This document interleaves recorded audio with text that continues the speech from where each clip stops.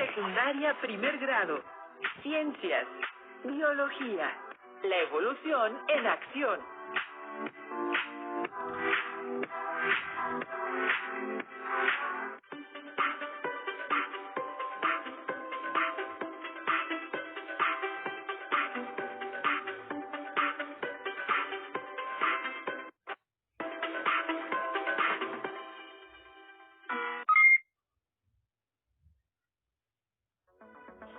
Bienvenidos jóvenes alumnas y alumnos de primer grado de secundaria a esta nueva sesión de Ciencia y Biología. Nos da mucho gusto volvernos a encontrar, en esta ocasión con el tema La evolución en acción. Estaremos con ustedes, la profesora Ana Gabriela Martínez y la profesora María de los Ángeles Monroy. Hoy finalizaremos el aprendizaje esperado. Reconoce que el conocimiento de los seres vivos se actualiza con base en las explicaciones de Darwin acerca del cambio de los seres vivos en el tiempo. Y para ello, centraremos la sesión en el propósito recapitular los contenidos de este aprendizaje revisados en sesiones anteriores. Así que vamos a divertirnos con los temas vistos, pero ahora con una nueva visión. Ahora los invitamos a reflexionar acerca de cómo a partir de las explicaciones asociadas a la evolución de las especies propuestas por Darwin y Wallace en el siglo XIX, la biología ha avanzado a pasos agigantados en el conocimiento de los seres vivos en el planeta y ha permitido el desarrollo de nuevas ramas científicas para su estudio. Es importante que tengan listo su cuaderno, libro de texto y estuche completo y puedan encontrar nuevas palabras para integrar a su abecedario biológico. La sesión de hoy la trabajaremos utilizando una ruleta y los términos incluidos en su abecedario biológico. Para iniciar, giraremos la ruleta y al parar se seleccionará un término o un personaje, el cual utilizaremos para recapitular lo que se ha aprendido y establecer relaciones con temas de la vida cotidiana. ¿Listos? La flecha de la ruleta apunta en Lamarck. Partamos con recordar a este peculiar personaje que dio pauta al fabuloso tema de la evolución. Ya nos permitimos hacer el bosquejo de un organizador gráfico. Vamos a completarlo con los datos más relevantes. Lamarck formuló la primera teoría de la evolución. En 1809 publicó el libro Filosofía Zoológica y Sistema de Animales Invertebrados, en el que expuso su teoría evolucionista. Opinaba que las modificaciones en los seres vivos se han dado como resultado del uso o desuso de determinado órgano. Formuló la teoría de la evolución, la herencia de caracteres adquiridos. A principios del siglo XX se revisaron sus ideas y se le comenzó a reconocer como un gran naturalista y pensador avanzado para su época. Hoy en día sabemos que el uso o desuso de un órgano no es heredable. La ciencia tiene esa característica. Los argumentos científicos pueden y deben ponerse a prueba. Si no resisten las pruebas, son falsos. Y si no pueden ponerse a prueba, no son científicos. Giremos nuevamente la ruleta y veamos ahora qué nos indica o a quién vamos a recordar. Muy bien, la flecha apunta a Darwin y Wallace. Es necesario que veamos brevemente cómo Wallace también tuvo un papel muy importante en la publicación de la teoría de la evolución por selección natural. Pero atención, no fueron los únicos que contribuyeron a la construcción de esta teoría. Los invitamos a leer más sobre ellos y quienes más participaron. Por lo pronto, recordemos las hazañas de Darwin. Realizó un viaje como naturalista alrededor del mundo en el barco llamado Beagle.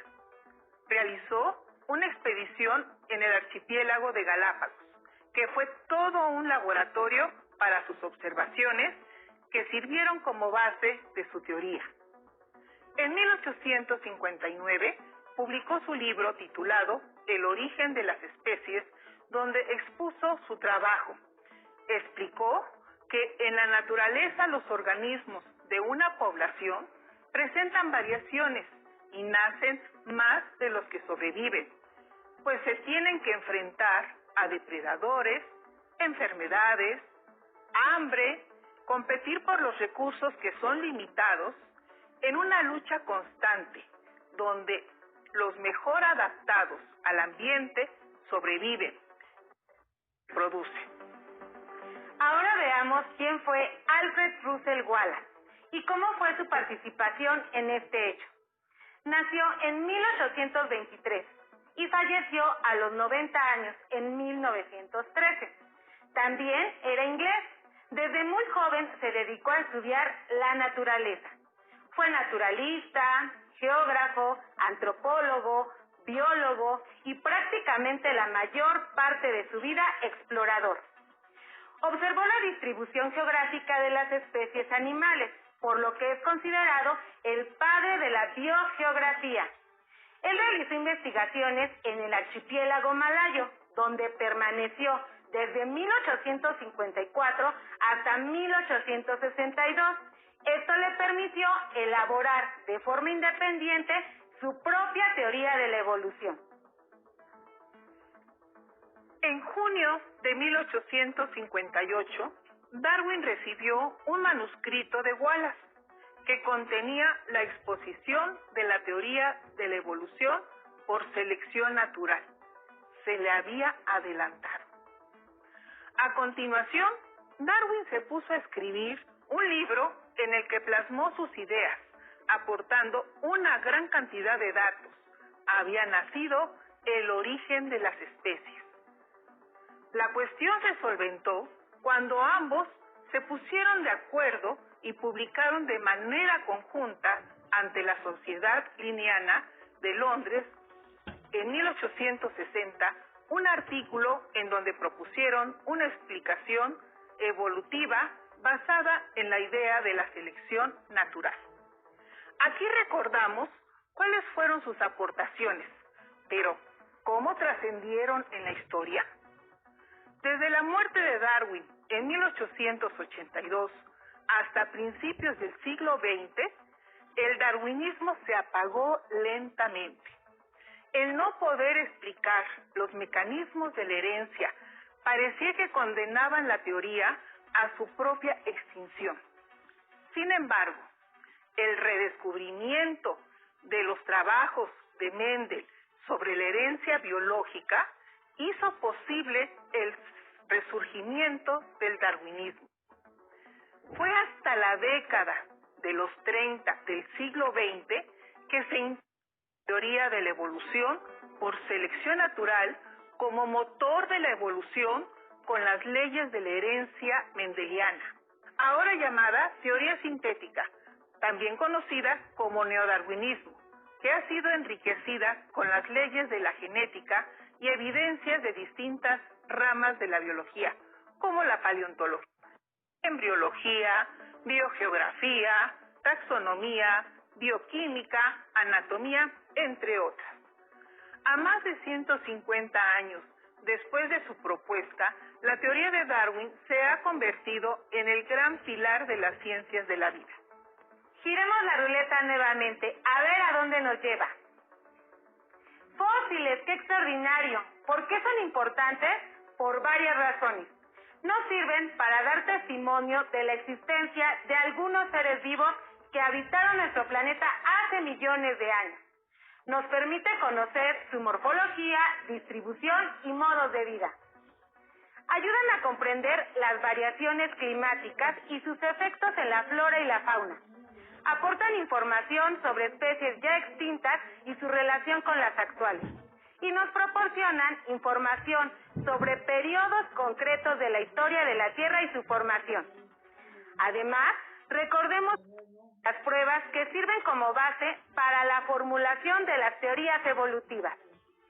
Ahora que ya saben por qué son importantes los fósiles y para poner en acción los conocimientos que ya adquirieron sobre ellos, Vamos a seguir divirtiéndonos buscando fósiles en un paraje, a ver qué tan hábiles son para encontrarlos. Observen con atención. Solo tendrán 10 segundos para identificar algunos ejemplos y deberán recordar a qué tipo de fosilización corresponden. Comienza la cuenta regresiva. 10, 9, 8, 7, 6, 5, 4, 3, 2, 1. Terminó el tiempo. Veamos los resultados. A color se observa mejor, ¿verdad? Seguro vieron que se trata de un fósil que tuvo un proceso de mineralización o permineralización, otro de impresión y un tercero de conservación en ámbar. ¡Qué buen ojo! Bien, continuemos, giremos la ruleta. ¿A dónde iremos a parar ahora? ¡Oh! Variabilidad. ¿Qué es y qué tiene que ver con la evolución? Vamos a informarnos. La variabilidad es el conjunto de variaciones en el material genético de una población o especie. ¿Se acuerdan que Darwin nos decía que los individuos presentan variaciones o diferencias, pues están muy relacionados? En una población, por ejemplo, la de la especie humana, fácilmente podemos detectar nuestras variaciones en estatura, color de cabello, estructura ósea y demás. Sin embargo, todos nos parecemos, pues pertenecemos a la misma especie. De manera que los individuos de la misma especie nunca son idénticos entre sí, porque entre ellos hay variabilidad biológica, que es producto de la modificación genética, por lo que incluso dos hermanos son diferentes. Veamos un ejemplo. En la boca hay unas estructuras que la mayoría de los humanos padecemos por ellas. ¿Cuáles son? Las muelas. ¿Las muelas? Las muelas del juicio. Actualmente, en la especie humana, las muelas de juicio son un enigma. Existen personas que nacen sin ellas y hay personas que cuentan con ellas, aunque pueden no salir. Los paleontólogos han estudiado por décadas fósiles dentarios para interpretar los datos que nos puedan dar información de nuestros ancestros y línea evolutiva. Actualmente, la hipótesis más aceptada dice que existía una gran variabilidad en la forma en que evolucionaron los dientes, incluyendo las muelas del juicio, en nuestros ancestros. Sin embargo, existe otra hipótesis de la que recién se están obteniendo resultados, en donde se ven diferencias entre los Australopithecus y especies de nuestro género Homo. Los estudios confirman que los molares, incluidas las muelas de juicio, proporcionan información que hacen que se pueda predecir el tamaño de dichos dientes por la denominada cascada inhibitoria, que dice que el tamaño de un diente afecta las dimensiones del que le sigue y parece que hay un cambio específico en los dientes cerca del origen de la especie del género Homo, que probablemente se relacione con los cambios en la dieta blanda que tiene desde que cocina sus alimentos.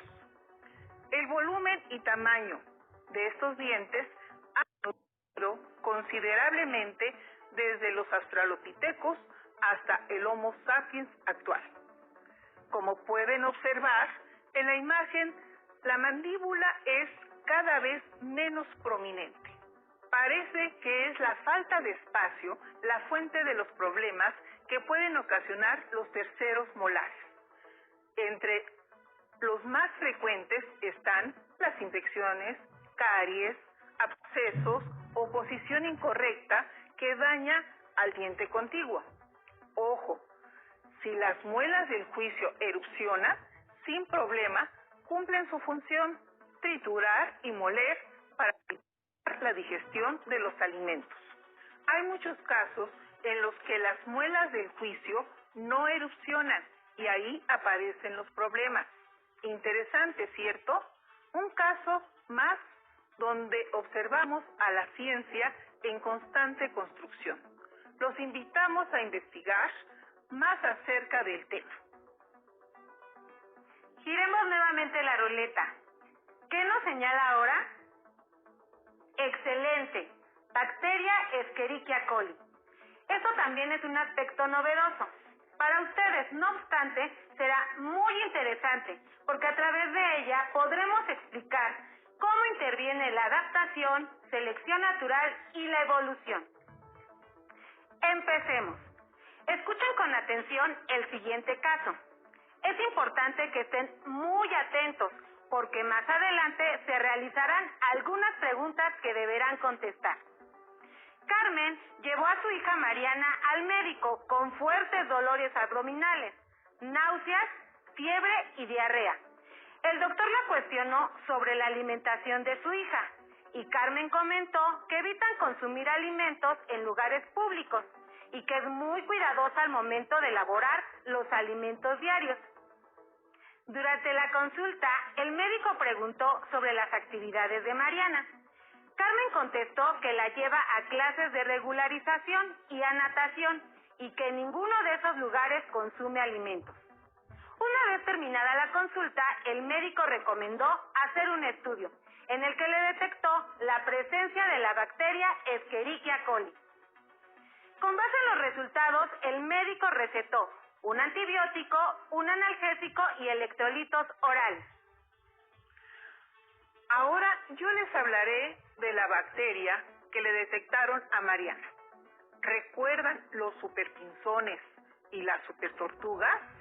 Pues aquí les presentamos a la superbacteria Escherichia coli. Más en confianza, la E. coli. Es una bacteria que habita en el intestino de la mayoría de los mamíferos sanos, entre ellos nosotros, los seres humanos. Forman parte de los microorganismos que habitan en nuestros intestinos y nos ayudan en la absorción de nutrientes. Existen varias cepas o colonias de bacterias y gran parte de ellas son inofensivas. Inclusive, la mayoría de las personas que contraen una infección por E. coli no desarrollan problemas graves y se recuperan por sí solas, sin necesidad de tratamientos. Entonces, ¿por qué preocuparnos por ella? Bueno, pues resulta que algunas son patógenas, es decir, causan enfermedades en el ser humano, como la cepa O157H7, la cual produce una toxina que daña el revestimiento interno del intestino grueso, lo que provoca fuertes dolores estomacales, vómito, cansancio, fiebre y diarrea. Pero, ¿cómo es que infectan al ser humano? Por comer alimentos contaminados, carne poco cocida, frutas y verduras mal lavadas, bebidas no pasteurizadas, agua contaminada, y se puede transmitir de persona a persona. Afortunadamente existen medicamentos para combatir infecciones bacterianas. Los antibióticos son una maravilla.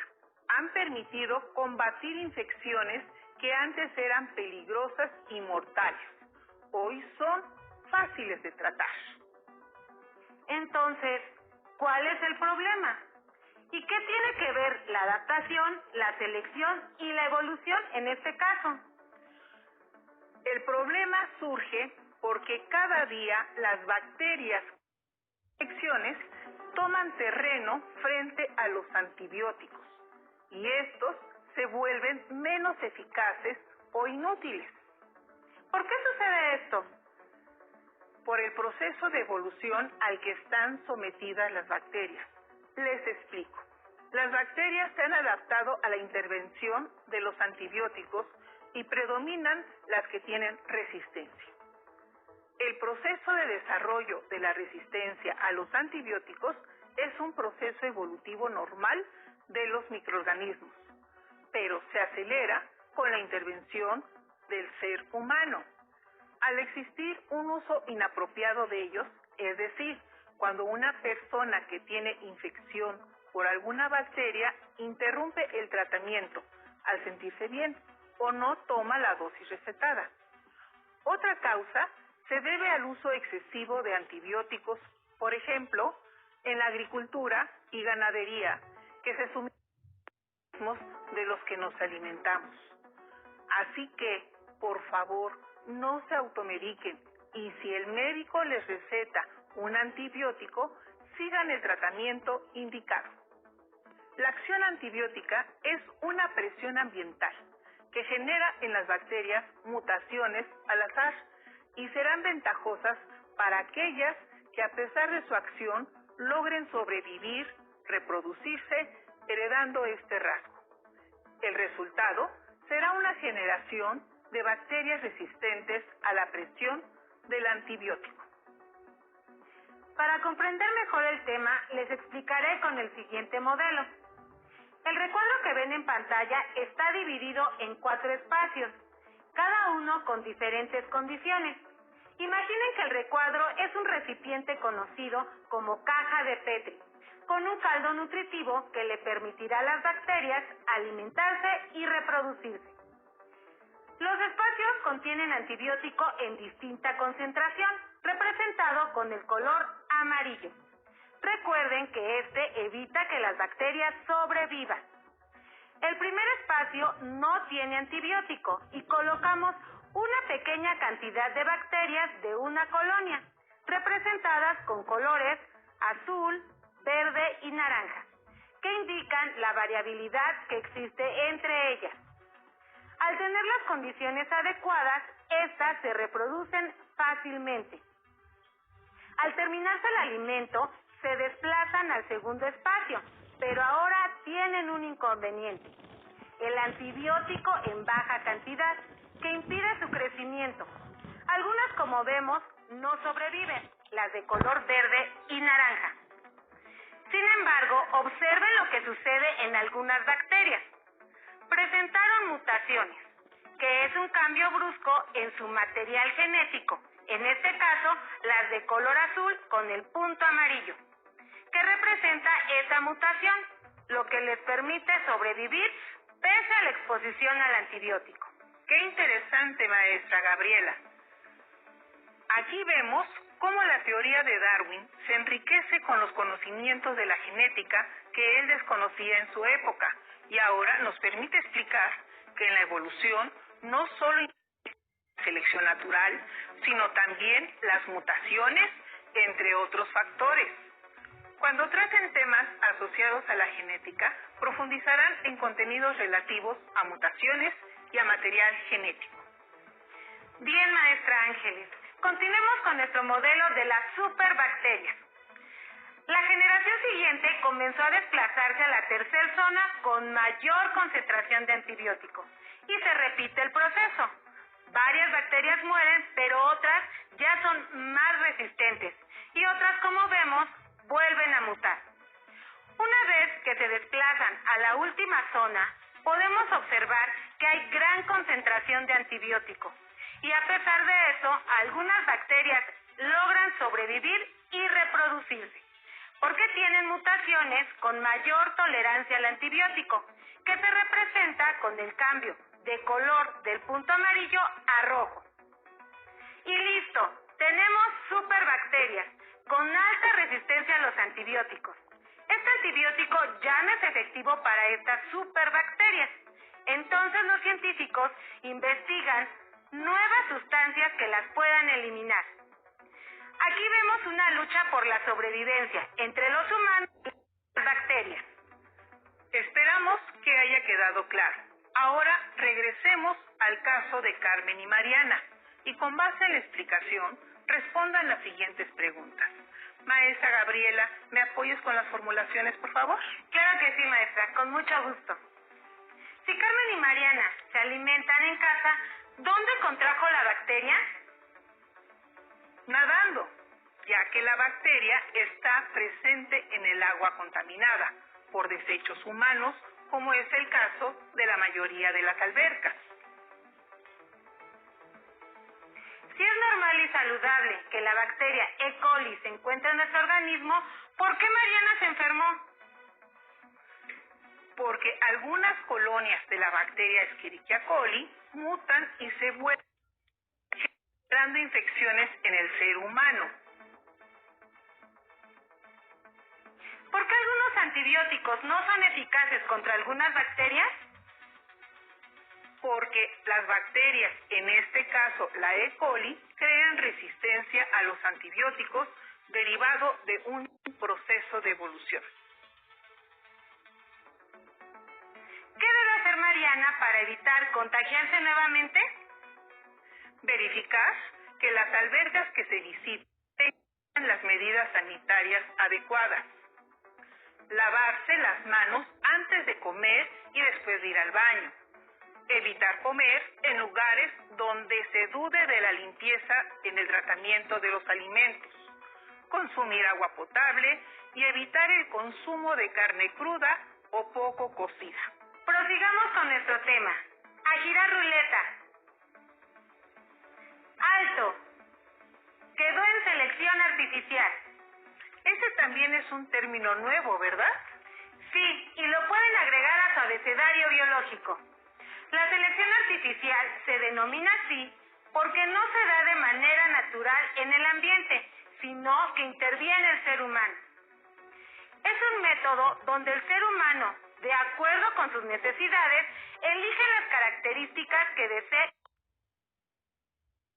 Les hablaremos de un ejemplo de selección artificial muy común, la domesticación del perro. Se cree que el perro fue el primer animal en ser domesticado. Se ha investigado sobre su origen y parece tener un antepasado común en el pequeño lobo del sudeste asiático. Para que la domesticación fuese posible, el hombre se encargó de seleccionar aquellos lobos que fueron sumisos ante él, y así sucesivamente con sus crías, hasta llegar a la gran variedad de perros de la actualidad. El perro actual conserva algunas características de sus parientes, como defender su territorio marcando algunos sitios o enterrando alimentos u objetos, ya que ellos entierran a sus presas muertas para asegurar su alimento. Todas las razas de perros, a pesar de la variedad, pertenecen a la misma especie, Canis familiaris. ¿Han escuchado que el mejor amigo del hombre es el perro? Seguramente debe ser así, porque son utilizados con diferentes fines. Cuidan rebaños, ayudan en la cacería, cuidan viviendas, realizan tareas de rescate, apoyan a personas con debilidad visual y dan compañía, entre otros aspectos. ¿Tienen alguno en casa? Algunos rasgos que el ser humano ha utilizado a favor con respecto al perro son: visión. Son sensibles a objetos en movimiento y tienen excelente visión nocturna. Por ello, algunas personas los utilizan para cazar. Oído. Tienen un grado de movilidad de las orejas que les permite determinar rápidamente el origen de un sonido. Los detectan a una distancia 4 veces mayor que nosotros.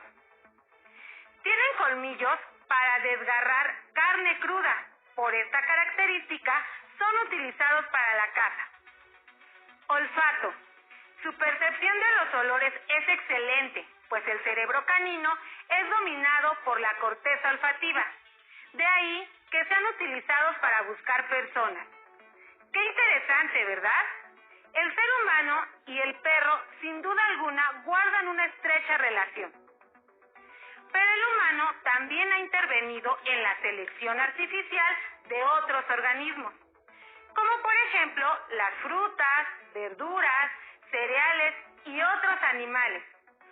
Ahora, con respecto al tema adaptarse para sobrevivir, recordemos la importancia de los tipos de adaptaciones en la evolución con la participación del doctor Ricardo Noguera Solano, profesor de evolución en la Facultad de Ciencias. Resumiendo, Todas las características adaptativas, morfológicas, fisiológicas y conductuales son resultado del proceso evolutivo. En la siguiente diapositiva puedes ver ejemplos concretos de cada una de ellas. La flechita señala las espinas de las cactáceas, que en la mayoría les sirven como defensa ante los depredadores. Ahí también puedes ver otra característica adaptativa de las plantas, la cutícula gruesa, que le permite soportar o vivir en un ambiente donde el agua escasea. Las características fisiológicas, la flechita señala la fotosíntesis, que es un proceso fisiológico de las plantas, que la función que desarrolla la fotosíntesis es captar la luz luminosa del sol, transformarla en energía química, y esta energía química a su vez transformarse en carbohidratos. Los carbohidratos son los elementos básicos que nos dan energía, que mantienen el movimiento de la vida. En la siguiente flechita señala la conducta, que es una característica adaptativa generalmente en animales, que les permite vivir cohesionados, vivir en sociedad para protegerse, para conseguir alimento, para cuidar a las crías, etc. Resumiendo, esas tres características adaptativas, morfológicas, fisiológicas y conductuales, son resultado del proceso de la evolución. Para que recuerden, anoten los tipos de adaptaciones y mencionen cuál es el papel de las adaptaciones en la evolución. Verifiquemos. Seguramente anotaron adaptaciones morfológicas, fisiológicas y conductuales, y su importancia en la evolución. Ya les sugerimos el concepto de selección artificial para integrar a su abecedario biológico, y si gustan, pueden agregar otros. Para finalizar, escuchemos al especialista Ricardo Noguera Solano, que nos dará una recapitulación del aprendizaje estudiado el día de hoy. Veremos cómo ocurre exactamente ese fenómeno en la naturaleza. Primero tenemos que reconocer estos dos hechos: crecimiento exponencial de las especies, de las poblaciones, y limitación de los recursos. Te explico. El crecimiento exponencial de las especies se refiere a que todas las especies en general dejan mucha descendencia. Siempre se están reproduciendo, siempre están naciendo individuos, y si un solo individuo de cualquier especie que habita el planeta se reprodujera sin que muriera ninguno de esos individuos, en 500 años el planeta estaría poblado por completo por esa especie. El segundo elemento es que los recursos son limitados. El área de espacio donde viven, los nutrientes, los alimentos, etcétera, siempre son limitados. En el siguiente momento del proceso evolutivo interviene la variación o las diferencias individuales. Es un hecho que todos somos diferentes. Tú eres diferente a tus papás son diferentes a tus abuelos, y así puedes ver en cualquier especie que no hay dos individuos iguales.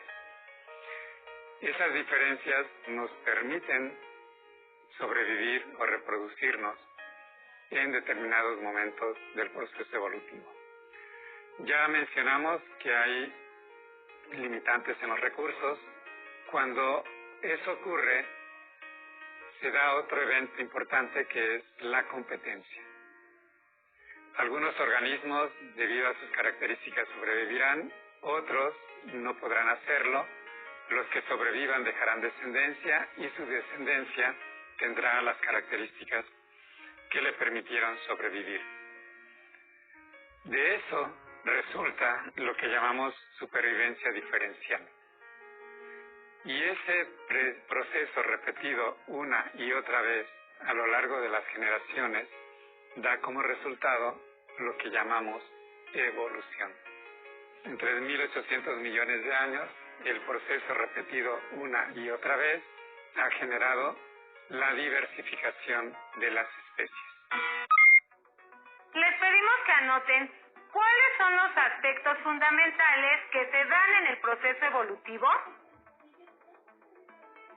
Seguramente identificaron los siguientes aspectos: crecimiento exponencial, recursos limitados, variación, competencia y supervivencia diferencial, que son necesarios para que se dé la evolución y diversificación de especies. Esperamos haber cubierto las expectativas del propósito y reflexionar cómo se ha ido construyendo la teoría de la evolución por selección natural con la participación de muchos científicos desde épocas pasadas y actuales. Algo muy interesante que vimos, maestra Gabriela, es que conocimos algo de la vida de aquellos personajes que han intervenido en la teoría de la evolución, que el conocimiento científico se construye poco a poco y que las personas que lo hacen contribuyen con aciertos y con errores. Con esto terminamos. Les agradecemos que nos hayan permitido estar con ustedes, así como su participación en las actividades. Esperamos que hayan aprendido mucho y también disfrutado. Nos vemos pronto.